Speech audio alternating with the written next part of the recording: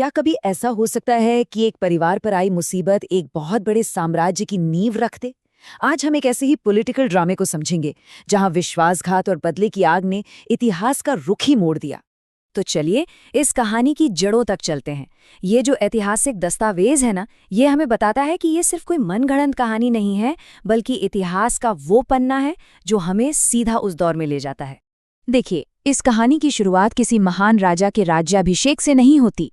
नहीं, इसकी शुरुआत होती है एक धोखे से, एक ऐसे विश्वासघात से जिसने एक पूरे के पूरे राजवंश को हिलाकर रख दिया था। तो चलिए थोड़ा समय में पीछे चलते हैं। 6वीं शताब्दी का भारत। सोचिए, उस वक्त तक शक्तिशाली गुप्त साम्राज्य का सूरज ढल चुका था और पूरे देश में एक पावर वैक्यूम यानी सत्ता का खालीपन था। और इस खालीपन को भरने के लिए कई नई ताकतें मैदान में उतर रही थीं। और इसी उथल-पुथल के बीच सामने आता है पुष्यभूति वंश। ये कौन थे? ये पहले गुप्तों के ही सामंत हुआ करते थे, लेकिन मौका देखकर उन्होंने थानेश्वर में अपना एक आज़ाद राज्य बना लिया था। अब इस कहानी में एंट्री होती है एक ऐसे शख्स की जिसने इस छोटे से राज्य को एक बहुत बड़ी रीजनल पावर में बदल दिया, और उनका नाम था प्रभाकर वर्धन। प्रभाकर वर्धन ने एक मजबूत, एक स्टेबल राज्य बनाया, एक ऐसी मजबूत नींव रखी। पर जैसा कि हम जानते हैं, इतिहास में शांति अक्सर आने वाले किसी बड़े तूफान का इशारा होती है। और बस यहीं से कहानी पूरी तरह पलट जाती है। प्रभाकर वर्धन की मौत के साथ ही वो स्थिरता भी खत्म हो गई।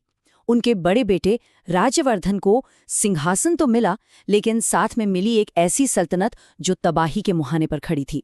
और यहाँ से असली पॉलिटिकल ड्रामा शुरू होता है। नए राजा को गद्दी पर बैठते ही सामना करना पड़ा हत्या और धोखे के एक खतरनाक जाल का। तो इस खेल में कौन कौन शामिल था? देखिए, एक तरफ था वर्धन परिवार और उनके सहयोगी, और दूसरी तरफ थे उनके दुश्मन मालवा का शासक देवगुप्त और गौड़ का शासक शशांक। तो संकट का पहला पासा फेंका गया। मालवा के शासक देवगुप्त ने राजा राज्यवर्धन के बहनोई और कन्नौज के राजा ग्रहवर्मन की हत्या कर दी। ये वर्धन परिवार पर एक सीधा खुला हमला था। लेकिन बात यहीं नहीं रुकी। ग्रहवर्मन की हत्या तो बस शुरुआत थी। अब राजा राज्यवर्धन की अपनी बहन राज्यश्री को कैदी बना लिया गया।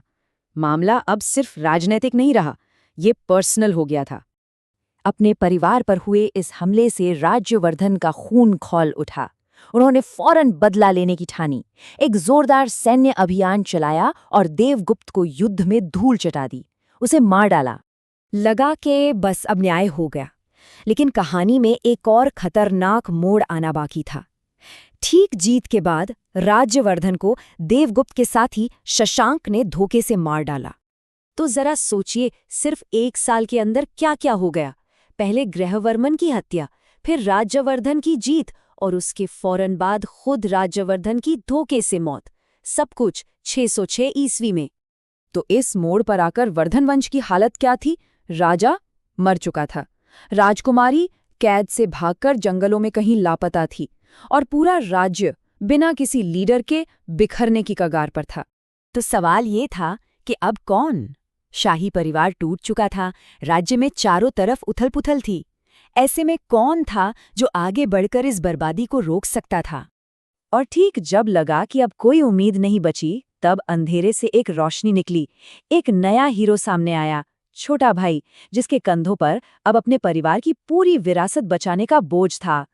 मारे गए राजा राज्यवर्धन के छोटे भाई हर्षवर्धन। इन्हें शिलादित्य के नाम से भी जाना जाता था, और इन्होंने ही इस मुश्किल घड़ी में सिर्फ 16 साल की उम्र में सिंहासन संभाला। साल था 606 ईस्वी। जी हाँ, वही साल जिस साल उनके भाई की धोखे से हत्या हुई। ठीक उसी साल हर्षवर्धन राजा बने। उन्हें विरासत में सिर्फ एक ताज नहीं मिला था, उन्हें विरासत में मिला था एक टूटा हुआ राज्य, एक खोई हुई बहन और भाई की मौत का बदला लेने का एक अधूरा मिशन। और यहीं से, अपने परिवार की राख से, एक नए सम्राट का उदय होना था। ये वो आग थी जिसने एक राजकुमार को एक महान सम्राट बनने पर मजबूर कर दिया। सोचिए, इतनी बड़ी त्रासदी के बीच सिंहासन पर बैठकर हर्षवर्धन आखिर किस तरह के राजा बनते? क्या वो सिर्फ बदले की आग में जलते रहते, या फिर एक नया इतिहास लिखते? खैर, इसका जवाब तो आने वाले वक्त को ही देना था।